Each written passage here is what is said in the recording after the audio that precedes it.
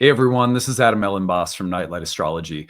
Today we are going to take a look at a couple of transits that are coming through this weekend. It's been a quiet week. We've spent a lot of time looking at Jupiter's upcoming entrance into Cancer, which is taking place on Monday, alongside of a series of transits that are all coming through at the same time. So the beginning of next week is really busy. We're going to prep for that by looking at a few transits that are coming in over the weekend.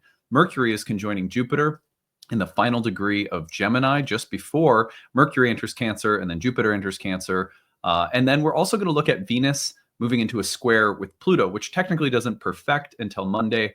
But I think it's good to take a look at these transits since they're coming in over the weekend and near perfect before the start of next week. So that is our agenda for today. Because we have two different transits, I have three things to watch for each. So that's six. Technically, you're getting more than you deserve. I'm just kidding. So that's what we're going to do for today. Before we get into it, remember to like and subscribe. It has been my hope for many, many years that people would find this channel to be a place of spiritual companionship. If you walk an astrological path in life, that this would be a place where you can refine and deepen that spiritual practice. So if that's the case and you haven't yet subscribed, please consider doing it. It really helps us grow as a community. You can find transcripts of any of our daily talks on the website, which is nightlightastrology.com. And you all know the promotions, if you watch the channel regularly, that I am in the midst of right now.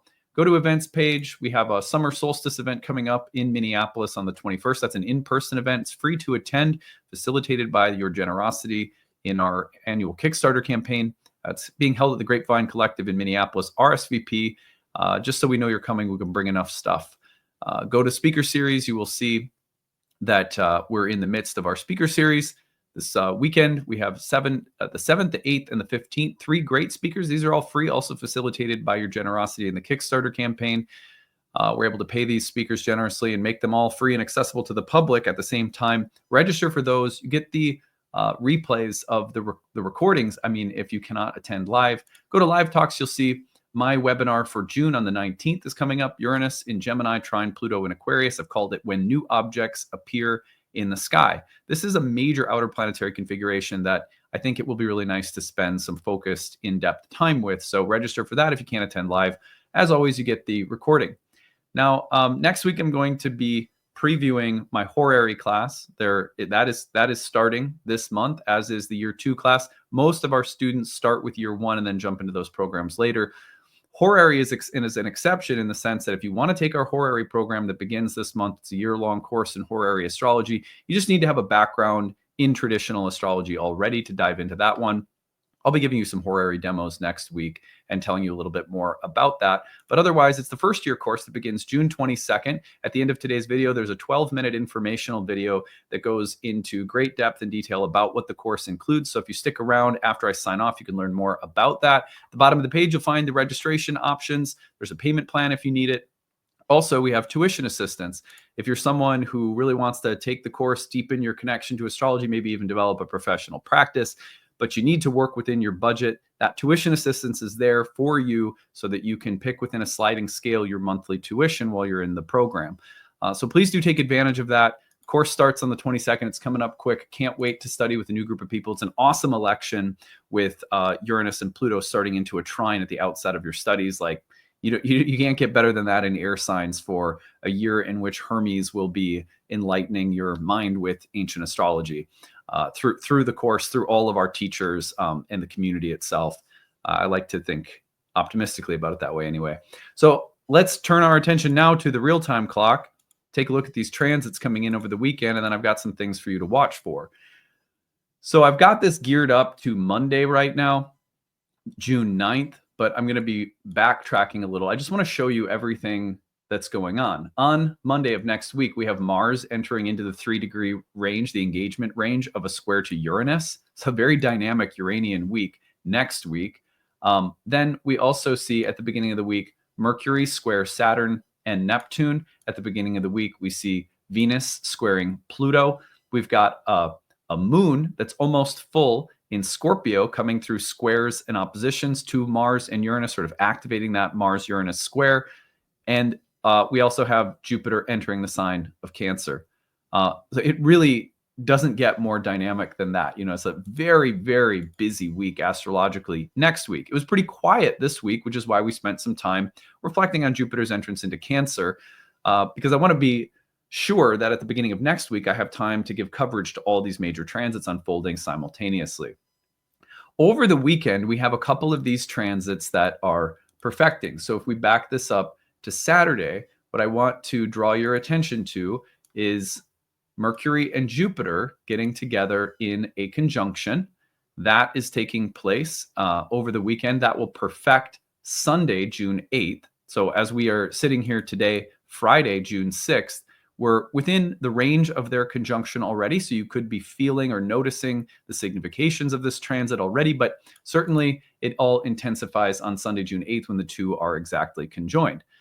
At the same time that those two planets are conjoining, you're going to see that Venus at the second degree of Taurus is just a degree and a half off from a square to Pluto. That will also be intensifying over the course of the day on Sunday, June 8th. If I take this forward and bring it into the, let's say late afternoon or evening, by that time, Venus is just about half a degree off from a square to Pluto. So Sunday, although technically they don't perfect until Monday morning, many of us will actually see and notice this coming through on Sunday, maybe even Saturday. So it's worth talking about now as opposed to waiting until Monday, I think. All right. On that note, the major conjunction of Mercury and Jupiter at that anaretic final 29th degree of Gemini plus Venus square Pluto are going to be what we watch for over the weekend. So what I have for you are 3 things to watch for Mercury and Jupiter, and then I've got 3 things to watch for Venus and Pluto, rather than doing 5 each, which I think would have taken a little bit too long. We're going to do it this way. So for Mercury, Jupiter in an air sign, that final anaretic degree of Gemini, both moving into Cancer right away afterwards, what can we watch for? Number one, when Mercury and Jupiter come together, especially where Mercury has its domicile, its rulership, but there's also this kind of culmination of Jupiter at the end of the sign, bringing something full circle. Where we started a year ago with Jupiter and Gemini, now things are kind of consolidating, and we're maybe gathering some final insights. I mentioned this as one of my things to watch for: comprehension, understanding, learning, or innovating. It's almost like taking a bunch of puzzle pieces together, spreading them out on the table. You start with Jupiter and Gemini by finding the edge pieces. You start filling in the frame, and then gradually you start putting the middle pieces together. I see this as a moment that could offer us a sense of, I've understood something. Oh, I've comprehended something. Oh, a full picture is coming together somehow. This could be subtle, as it is an air sign. Air is invisible. Well, some things that come together conceptually, intellectually, or paradigmatically may not be so obvious, but watch for almost like a shift in your understanding of something, or your comprehension of something, or maybe a moment that feels like a real step forward in a learning process, or even a moment of innovation. A Mercury Jupiter can be very innovative and creative in ideas and thinking. So I would watch for that as one very basic set of themes over the weekend with Mercury and Jupiter. The second one is these two planets, when they come together, double-bodied air sign, very mercurial, and Jupiter maybe enlarging or amplifying that mercurial quality. You may notice a kind of surge of mental, nervous energy. It could be a feeling of being overly stimulated. I like to think of Mercury Jupiter contacts sometimes like I had one too many cups of coffee. And if you know that that's in the air, you can be a little bit guarded with your energy. Just safeguard mental nervous system so that that stimulating quality doesn't sort of deregulate you or whatever. maybe that's not the right word, but you get what I'm saying. Stimulating, enlivening, though, I like this for mental excitement. Whenever I get really excited about a new book, I will often notice that Mercury or Jupiter are contacting very briefly, and like, oh, I'm really excited to read this thing that's in front of me. Also, cross-pollinating. I'm always amazed by how Mercury is such a mover, such a messenger, such a go-between, and a mover between worlds. When it hits Jupiter, to me, it is as though the potential to connect various places into a greater whole takes place. Almost like, oh, I met this person who knows this person who knows you, and now we're connecting in different ways that we yesterday wouldn't have ever dreamed would be connected. I find that that happens a lot to me. I'm just coming a couple of weeks ago from Norwalk. At Norwalk, made all these connections to people, and the 7 degrees of separation is just like so obvious. It's like we're all connected, but that sense of interconnectivity, or the kind of cross-pollinating, the bees moving around the field of flowers and bringing life-giving substance from one place to another. And in that way, there's a kind of magic, maybe a little bit chaotic, but a kind of cross-pollinating, multiplicitous magic that you may notice. Number 3 would be, this is the culmination of a whole year worth of reflection and direction and refining of purpose and understanding and wisdom that Jupiter brings into our lives in a whole sign house. We've looked at that already through horoscopes and so forth. What are the culminating lessons and insights, or culminating moments and experiences of that Jupiter and Gemini process? It's as though the 2 planets conjoining at this final degree bring some closure or resolution to a year worth of growing in a particular area of our life. All right. Well, the second transit that we have technically doesn't perfect until Monday the 9th, but is going to be very, very close on Sunday the 8th, is the Venus-Pluto square. So 3 things to watch for given Venus's connection with Pluto. Let's visit those. Number 1, anytime that Venus and Pluto get together in a hard aspect, conjunction, squares, oppositions in particular, you look at the intensification, the deepening, or the enlivening of Venusian things. That could be art, it could be pleasure, it could be sexuality, it could be intimacy, friendships, women and sisters, Venusian-ruled things. When Venus hits Pluto, I feel like questions about what constitutes the right kind of pleasure or happiness, or what needs to shift so that different people in relationships are getting their needs met. And the need of Venus is the need for happiness. Like, what makes me happy? What makes you happy? How do we meet those needs in a way that is reciprocal and caring?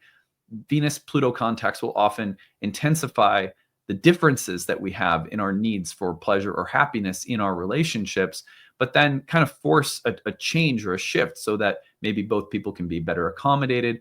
Or if it's grossly out of balance, things need to change so that more of a balance is present. Also, just the intensification of things like sexuality and pleasure in our relationship with the body and with happiness on the sensual plane itself. They can just be really deepened and intensified when Venus contacts Pluto. Anything that touches Pluto also gets animated. So if there's something that's been, I don't know, just a little dead or lifeless that needs a kind of invigoration of energy, you may find that is also emphasized when Venus and Pluto get together. So the next piece is purgation, healing, and catharsis. Well, we all know that Venus-Pluto contacts, I mean, most of you probably know that those contacts can bring about that death motif, that sense of endings and finality. It's like pulling a sliver out and removing, things that are toxic or sick or that need to be purged somehow. So within relationships, within love, within our relationship to pleasure, whether that's food or spending, anything that has to do with how we seek to enjoy ourselves as living beings. If there is some need for purging or removing toxic elements, Venus-Pluto will do that. If there is a need for a relationship to die and maybe be reborn, or for new relationships to come in because old ones have to go, just like Venus-Saturn, Venus-Pluto can create that death scenario in a relationship, usually followed by a feeling of renewal and healing and return to something healthier, but sometimes things have to go. I always like to think of like Pluto as like you open your fridge and overnight, like something's spoiled. You're like, oh, something's expiration date has passed. I need to take it out because the fridge smells bad. Catharsis, though, if you just reach a moment where things that have been building up under the surface cannot be ignored or denied any longer, and they sort of spill over or show themselves, very Venus-Pluto. And then finally, I like this combination with Pluto in Aquarius and Venus in Taurus as anything that is ideological, technological, conceptual with respect to Venus. So Pluto in Aquarius can bring Venus something like the healing and health technologies of a med spa. You guys have heard me say that one before on the channel with this combination. The healing, helpful technologies of, you know, something like, for example, I would say very Uranus and Taurus, Ozempic. As a very, whether it's healthy for people or not, you know, I know a lot of people have found some real help with it. It's like these technologies that maybe help you lose weight, or that if you're needing some help on the beginning of a weight loss journey or a adjustment with your relationship to food. I know there are probably millions of people in our country who have used Ozempic and found it really helpful or whatever. And there's also, like, I don't know, there's a kind of dark side to it too. Like I've had clients and people that say, oh, you know, like I took this and it was really helpful, but then when I came off from it, like my appetite came raging back, you know? And so it was this like temporary help, but then it didn't really address the underlying issue. So that's a thing with Venus and Pluto. It's like, oh, here's a healing or health technology that may do something very positive, but maybe there's a trade-off of some kind, or even some possible dark side to it. Now, again, I don't mean to put any judgment on people who use Ozempic. My experience with it was like cosmic, absurd humor. It was like, yeah. So anyway, so that is that's my Ozempic story. Anyway, so the final piece here that I would watch for would just be to consider any level at which there are Venusian ways of improving health, beauty, pleasure, love, these technologies or new ideas or concepts that are informing the body or the biological plane or the physical sensual plane can be highlighted somehow. So I'd watch for that. Just watch for the ideas and conversations and concepts and almost like debates that are taking place relative to things like sex, health, the body, pleasure, aging, beauty, health, all of those kinds of things. So, okay, that is it for today. We've gone through a number of things to watch for, given both Mercury's conjunction to Jupiter and Venus's square to Pluto. We will be back on Monday to take a look at all of the major transits happening at the start of the week. There's quite a few. So Monday's going to be a very dynamic day for sure. I'll be looking forward to breaking that down with you. In the meantime, stick around after I sign off. You're going to find an informational video about the upcoming year one program. I hope to see some of you in class soon. Be sure to use that need-based tuition option if it is helpful. All right, that's it for now. Take it easy, everyone. Bye.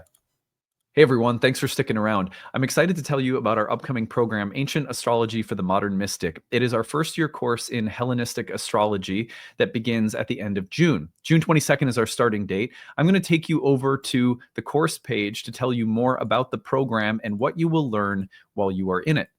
So here we go over to the Nightlight Astrology website. You can find this at nightlightastrology.com. Click on the courses tab, go to the first year course. Now this program is ideal for people who maybe have a little bit of background already in astrology. Maybe you've done some studying on your own independently, taken some courses or webinars and workshops, but you're looking to deepen your understanding of astrology.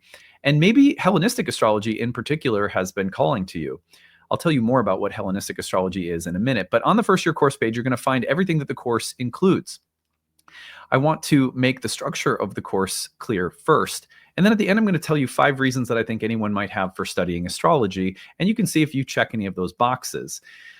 First of all, there are 30 classes on the year. It's just a little under a year-long program with 30 webinars. Every webinar is 2 to 3 hours long, including a lively Q&A and conversational section after we finished our lesson for the day. Each of those lessons I lead personally through live webinars, so you can attend those live. If you want to follow along at your own pace in your own time, on your own schedule, you can always look at the recordings and take those in. And I'm going to show you what the class page looks like so you can see how you can interact with the course as uniquely and creatively as you want to. But you can either attend the live webinars or listen to the recordings or audio or video. In between major units of study within those 30 classes, we have separate classes outside of the 30 classes that are essentially tutoring sessions led by our staff, our course directors. We have 3 of them for our first year program, 3 tutors that help me guide every single class you're in and lead study sessions, and are also staffing an interactive group forum discussion where you can ask questions, look at charts, practice what you're learning with all of your classmates and with tutors there to help you. They'll always answer questions within a business day. So it's a really well-staffed, well-structured program. In between those major units of study and the breakout sessions, we also have guest speakers that come in throughout the year that you get free access to. The recordings are archived for you in your class folders. So you're getting people within our curriculum. And you're also getting to visit with some astrologers who are outside of the Nightlight School, but we really admire their work, and so we bring them in. You also have a ton of bonus material. With every lesson, we have recommended quizzes, study guides, optional reading. And that allows people who are really, really, intense, deep, like studious types to go as far as you want to with the material, while other people who are maybe, content to take things in at, just kind of taking in the classes, that's there for you too. So you can kind of go as deeply as you want to. The class, if as the year goes on, goes through major units of study in ancient Hellenistic astrology. So if you're not familiar with ancient Hellenistic astrology, this is the earliest form of horoscopic astrology. This is where the astrology that you've probably learned today comes from originally. And that makes some of its features unique. Like, for example, ancient astrologers utilized whole sign houses. We study why they used whole sign houses, how they used them, and we study the why behind really everything: houses, signs, planets, aspects, dignities, essential and accidental dignities, delineation approaches. How do you read and predict within a natal chart? All of those theoretical areas of astrology we not only learn how to do, but we learn the why behind it. And this is what I think people find most empowering about the course, is that ancient astrology really helps to give you the rationale for everything so that you have the insight available to go off script. What I mean by that is, like, let's say you're learning about a sign, Aries or Taurus or a Gemini, something like that. Ancient astrology won't just give you a list of the adjectives or keywords or descriptions of, say, a sign or a planet. It will give you an underlying philosophical explanation that then allows you to extrapolate from it the kinds of lists that you read in textbooks, which means you'll have an understanding of why everything on a list in a textbook is there in the first place. And you'll also have the insight and creativity available to add things to the list that are a part of your own unique intuition and contribution to astrology. And this is what ancient astrologers wanted students of astrology to learn: the why behind everything. So this is a class where, even though you're seeing things like planet signs, houses, dignities, aspects, and you're like, oh, I've already learned about those things. Not if you haven't studied Hellenistic astrology. I don't mean to sound condescending, but like, truly, most people's experience coming through this program is, wow, I had no idea all that I didn't know about the roots of everything that I've understood thus far about astrology. So it really is about digging into the philosophical core of why we do everything. And then you have greater intuitive and creative capacity as an astrological craftsman or craftswoman. So anyway, that's a brief explanation of why I think Hellenistic astrology is important. Not to mention that ancient astrology was really focused on our ability to accurately describe and predict things in the realm of karma, fate, and destiny, whereas modern astrology's hallmark and strength is psychological depth. And so when you put the two together in our program, which is why it's called Ancient Astrology for the Modern Mystic, I think you have something really special. So on that note, you can see everything that we cover here. So there's a video with some of our alumni you can watch. Everything is there on the page. Now, there are 5 reasons that I want to touch on briefly before I tell you about your payment options and need-based tuition. These are 5 reasons to study astrology that if you mark any of these boxes, especially if you mark several of them, then I think it's a good indication that you might be ideal for this program, might be an ideal fit. So the first one is, if you find that astrology has become a part of your daily, weekly, monthly, yearly spiritual practice, it is a part of how you lead an inner life, then there is nothing more empowering than deepening your connection to that language, because that puts you more in the driver's seat. It's always good to have astrologers that you rely on, teachers that you listen to, get a little objective perspective, especially when you're looking at your own chart through a reading. But there's really nothing more empowering than learning to speak the language at a deeper level for yourself. And if that calls to you, if you want to understand things and be able to speak more confidently and clearly about this sacred language that you love, and this is a great reason to take a structured program. Number two is that you feel called to read charts for people. Look, not everyone who takes our programs is on a professional track, but we have 4 years worth of professional training programs at Nightlight that will prepare you to read professionally for others if that's the path that you're on. Maybe you don't even know if you're on that path. That's fine too. Many people take our programs just for the sake of their own personal enrichment, and again, to be kind of more in the driver's seat with respect to your astrological journey. You have more of an understanding. You can be more confident in reading symbols and experiencing transits with your own understanding that you've cultivated. But sometimes people want to read for other people. This will definitely set you up to do that. We have a certification track where you can take exams at the end of every year. They're optional. You don't have to if you're not on that level of interest. Number three, you have done a lot of self-study. You've heard things from here and there, but you're looking to bring it all together. It is overwhelming to study astrology on your own. So if you want organization, structure, and coherence, what you're getting in this program is going on 15 years of training astrologers, 15 years of developing curriculum that has in mind the overwhelm that many people experience. And this program is structured year 1, year 2, year 3, however far you want to go with our curriculum, to give you an organized, structured, coherent way of understanding the history and language of astrology from both ancient times to modern times, in all of the vastness that the field includes. And also, as we go, we want to give you the confidence that you are a part now of an astrological lineage. Astrology has always been practitioner-based. Coming through Nightlight, you are going to have the opportunity to feel aligned with a lineage. If you like my work, if you feel aligned with the way I speak the language, then this might be a good reason to come study with us. Now, if you're seeking the why behind things, if you're like, yeah, that's interesting, I get it, I understand, but why?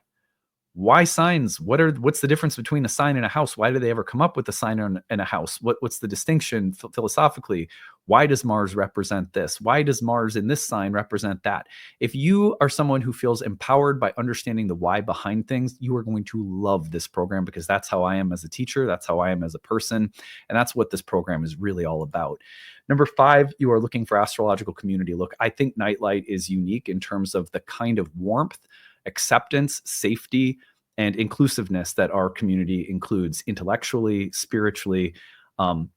We are really pride ourselves on being a peaceful kind of family. I'm a Cancer, right? So it's kind of a family-oriented environment. So anyway, I will end it there. If you check any of those boxes, you may want to consider studying with us. Now, I'm going to take you over to 2 things. I want to show you the dashboard. So here is the Thinkific page. You're going to join this, and on your dashboard, you're going to find any courses that you've enrolled in at Nightlight, and there are many, so you may end up in being involved in multiple courses, and you'll find that they're all there on your dashboard. Click on one of them, and it will take you in. You're going to find that on the left-hand side, there's orientation instructions, course information, class links, and calendar, all the technical stuff you need to know when you join the course. And then you're going to find that when you go through the lessons, that the lesson includes the video, the audio, the slides, the transcripts, the Q&A box text if you couldn't make it live and see what people were talking about, flashcards, homework, a bonus PDF with all sorts of additional recommended reading, bonus videos, additional video links for bonus material. So every single time that you want to visit something within the course, everything is nicely organized. So you can see here, I'm going to pause this before it starts going, but you can embed the video right there. It's embedded and you can watch it. And then if you wanted to, you could also, right here, you could also download the video and watch it on your own device. And that's same for the audio as well. And then as you go, you'll see all of the lessons are laid out. The study sessions are also recorded if you can't make those live. So everything is nicely arranged on the website for you. And that makes it a course that if you wanted to take 3 years to accomplish, you could take 3 years to accomplish. If you want to take it for the sake of getting certified, you have the full year plus an additional year to take the exam. So 2 years total that we give people if you're on a professional track. But most people complete the program in a year. And a lot of people, over 50% of our students go on to our year 2 and then our year 3 and horary programs as well. Now, final thing I'm going to show you is right here. You're going to find here is the enrollment options at the bottom of the first year course page. Again, this is at nightlightastrology.com, and you're going to click on the first year course, go to the bottom. The early bird payment saves you several $100s off the cost of the course. That's available till May 15th. Early bird installment plan saves you on the installment plan, regular cost of the course. That's also only available until May 15th. And then need-based tuition. All of our programs include a need-based option where we give you a sliding scale and we say, you pick your monthly tuition number within this sliding scale, which is greatly reduced off the normal tuition price. That is for people who are on a fixed or limited income, receiving disabilities, single mom, whatever the case might be. We want to make sure that nobody's priced out of studying astrology. So you don't have to feel any shame. If that is you, if you need help, if you want to take this, but you need to make it work within a tight budget, we get it. Times are tough right now. We don't think people should be priced out of studying a sacred subject like astrology. So we've been offering need-based pricing for 15 years. Nightlight is a donation-based school. It started that way. We have a sliding scale, so it's kind of like donation. You get to choose your rate anyhow. So if that's something that will help you, please use it. Thank you for listening to this. I hope it gave you a really deep and comprehensive introduction to what the course is all about and why you might find it exciting to come study with us starting at the end of June. So any questions you have about the program as you're visiting the course, email us info@nightlightastrology.com. We'll be glad to talk about anything that you have questions about. We are here and we have a wonderful staff of people at Nightlight who will be a part of your learning experience and are all glad to help you. All right, that's it. We'll see you again later. Bye.